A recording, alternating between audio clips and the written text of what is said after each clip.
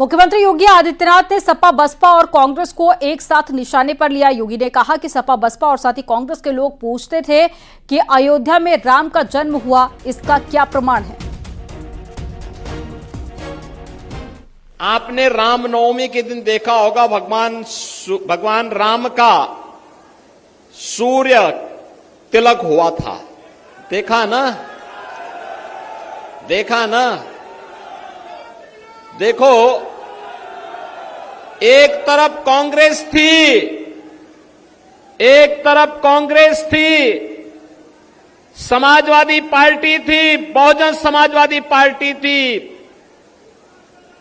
राम जन्मभूमि के लिए हमसे कहते थे क्या प्रमाण है कि राम का जन्म अयोध्या में हुआ, ये लोग बोलते थे।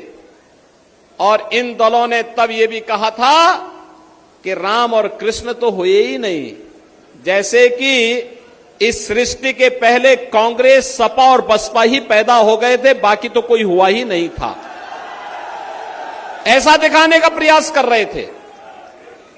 बहनों और भाइयों, वो तो मोदी जी का प्रताप है, इनका झूठ फेल हो गया और मोदी जी के कारण 500 वर्षों का इंतजार समाप्त करके अयोध्या में रामलला का फिर से प्रकटीकरण हो गया है।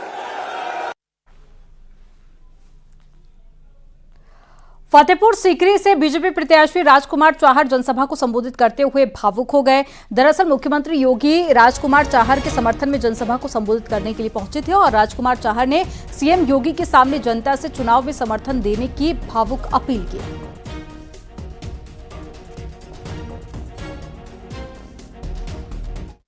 भैया जो लोकसभा का चुनाव है, मैं आदरणीय महाराज जी को साक्षी मान कर कहता हूं, मैं अपनी जनता जनार्दन को साक्षी मान कर कहता हूं, साथियों, ये किसान, छोटे किसान का बेटा पूरा जीवन तुम्हारे लिए लड़ा देगा।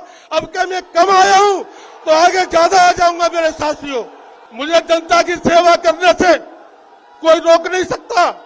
मैं महाराज जी के आगे साक्षी मानकर कह रहा हूं, ईमानदारी से काम किया है, सत्यता से काम किया है।